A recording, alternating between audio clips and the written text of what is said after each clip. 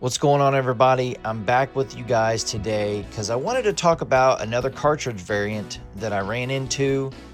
It's pretty cool, and maybe you guys can learn something from it or go to your collection and see which version you have. Obviously, what's sitting in front of me right here is NBA Jam for the Super NES. What a game, right, man? Like, just an overall fantastic game, great graphics. I didn't like that they didn't have music during the gameplay, but as a kid, honestly, I didn't really notice it that much. This game was just so fun. Loved all the things you could do in it, but I mean, who hasn't played this game, right? You guys know what I'm talking about.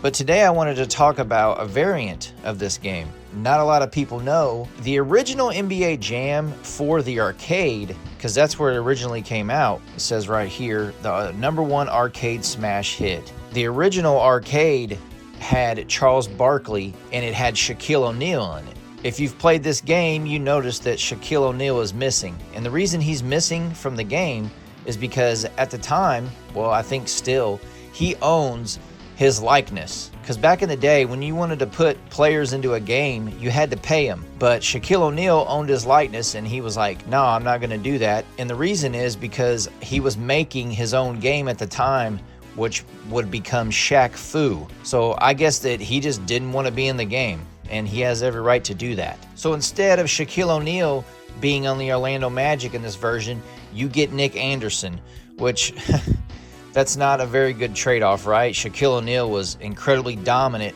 in the arcade version, so that's a big loss. But I wanted to talk about that because Charles Barkley was in the arcade game also, and he's technically in NBA Jam for the home consoles, the Super Nintendo and the Sega Genesis version though. He's not in the Sega CD version, and the reason that is because he opted to remove himself. So if you bought a first print copy of this game or got it when it first came out, you got Charles Barkley in the game. But later on, when he removed himself, you get Thunder Dan Marley instead, which that's another bad trade-off in my opinion. Barkley was pretty dominant, but I think Dan Marley did a pretty good job. He could shoot a good 3-ball in this game, so he was pretty good also.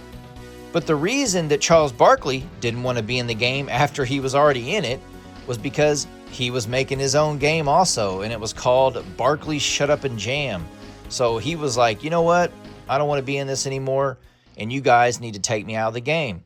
So that gets me to the point of the cartridge variant. Now, I'm not a complete expert on this, but I'm pretty sure there's only one way to tell which version of NBA Jam you do own, and it's the back of the box. Because on the back here, you can see that this is a first print copy, and it says made in Japan, this whole lingo, everything, right? If you see here, I got a picture because I don't own the box variant, but if when I put this up here, I'll show you guys, because in this one it says, is it the shoes? But on the box variant, it says kaboom in all capitals instead. Now that is the box variant, but if you look here, you can see this text is a little more moved over inside the box variant, and that's the only way to tell, because I've opened this up, is on the side here, it'll say SNS-8N-USA-1, which is the box with the different text right here.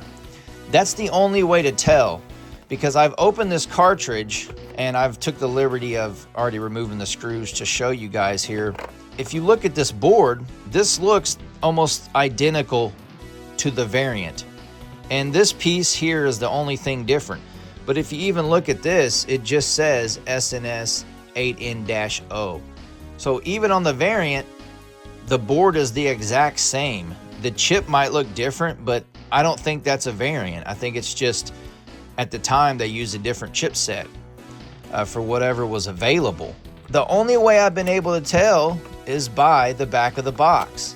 If you can't see the back of the box, that's the only way to tell, in my opinion, if you have the variant.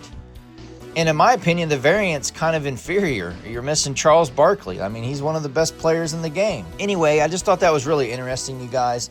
And a couple more things. On the arcade version of NBA Jam, like I was talking about earlier, Michael Jordan and Gary Payton are not in the game. The reason that is because back in the day, like I said, you had to pay the players. Acclaim just thought they wouldn't be able to afford their likeness, so they didn't include them. But interviews have happened years later, and MJ and Gary Payton said they would have loved to be in the game, and they wouldn't even have charged them anything, which I kind of find that hard to believe. If you're going to find an easy way to use your likeness to make some money, you would. But they said they would have done it free of charge. So in the arcade versions, you don't get Scottie Pippen and Michael Jordan.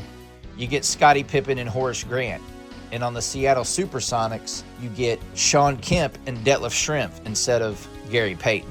And one more little tidbit here. After they found out that Michael Jordan and Gary Payton would have loved to be in the game, they did actually make 2 personal cabinets, one for Michael Jordan, one for Gary Payton, that had their likeness in the game. It's only 2 of them, and they're in their personal collection. They've never been up for sale, but people say that they would spend thousands upon thousands to have that version of the game.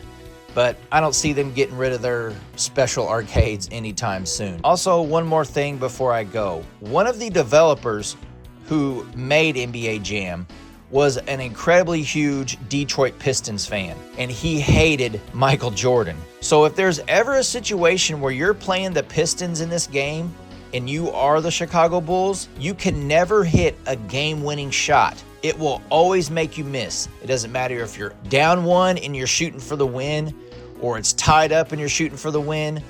Any game-winning shot, full court, layup, dunk, it will miss every single time, 100%.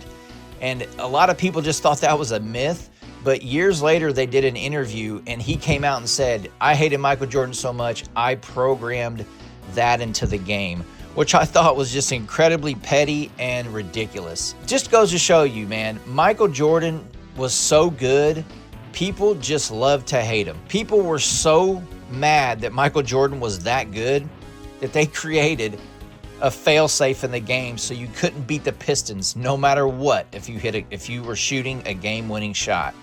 Pretty wild. Anyways, guys, that's all I got for you today. Hopefully you enjoyed it. Let me know any comments down below, and I'll see you next time. Take it easy.